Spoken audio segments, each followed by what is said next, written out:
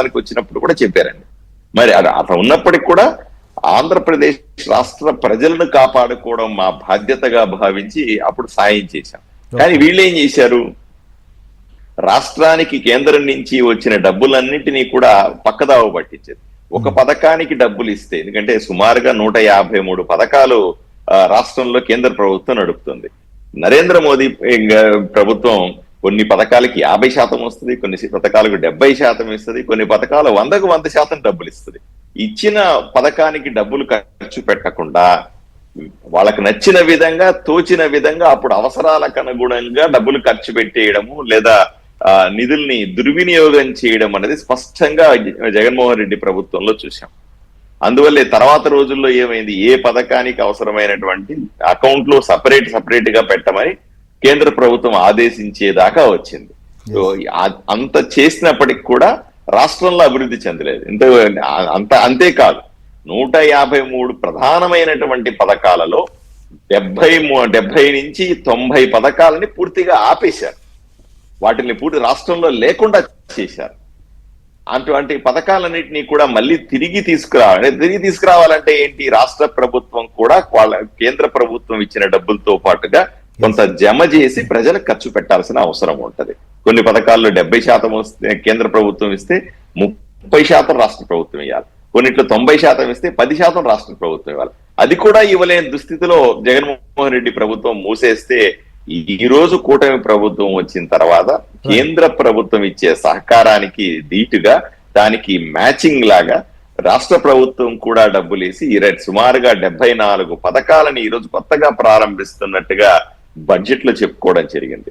రెండవది అత్యంత కీలకమైనటువంటి అమరావతికి సంబంధించి, ఎందుకంటే రైతుల పోరాటాన్ని మనం కళ్ళతో చూసాం.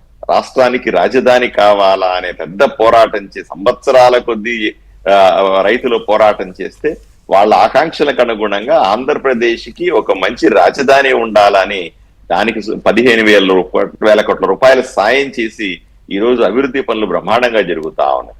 పోలవరానికి సంబంధించిన అంశాలు ఇలాగా కేంద్ర ప్రభుత్వం ఎంత వీలైతే అంత ఈ రోజు నరేంద్ర మోదీ ప్రభుత్వం తమ ప్రభుత్వంగా, తమ కూటమి ప్రభుత్వంగా, ఈ రోజు ఎన్డీఏ ప్రభుత్వంగా ఇక్కడ ప్రజల్ని హక్కున చేర్చుకుని అన్ని అవసరాలు తీర్చేది. అంతెందుకండి, 5 సంవత్సరాల కాలంలో ఆంధ్రప్రదేశ్ విశాఖపట్నంలో ఉన్నటువంటి స్టీల్ ప్లాంట్, అలాగే రైల్వే జోన్ కు సంబంధించిన అంశాలు, మరికొన్ని అంశాలు ఎన్నోసార్లు జగన్మోహన్ రెడ్డి వెళ్ళి ప్రధానమంత్రిని కలిశాను, విన్నవించానని చెప్పేవాడు. అది నిజమా అంటే ఎవరికి తెలియదు. ఆయన రూమ్ లో పోయి ఏం మాట్లాడుకున్నాడో ఎవరికి తెలియదు.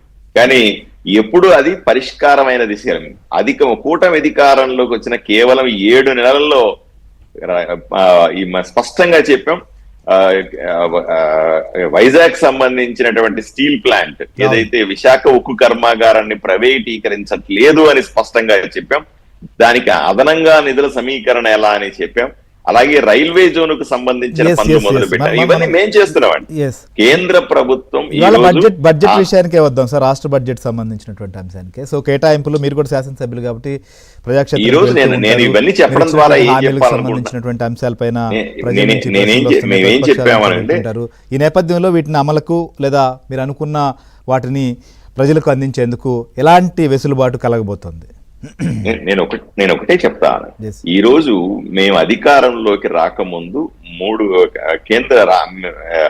కేంద్ర ప్రభుత్వం, రాష్ట్ర ప్రభుత్వం కొన్ని ఈ పనులు చేస్తాము అని వాగ్దానాలు ఇచ్చినాం, కొన్ని హామీలు ఇచ్చినాం.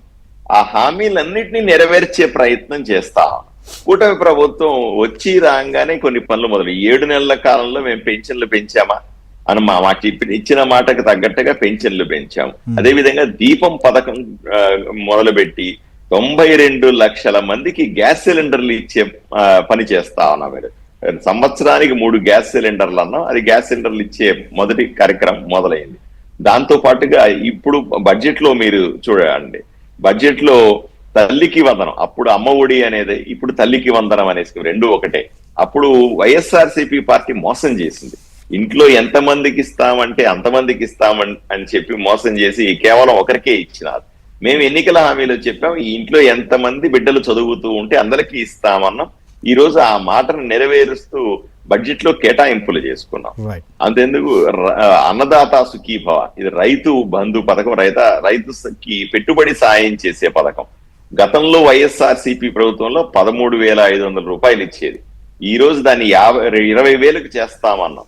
దాంట్లో 6,000 రూపాయలు కేంద్ర ప్రభుత్వం ఇస్తే 14,000 రూపాయలు రాష్ట్ర ప్రభుత్వం కలిపి 20,000 ఇవ్వడానికి తగ్గ ఏర్పాట్లు ఈ బడ్జెట్ లో చేసుకుంటాం.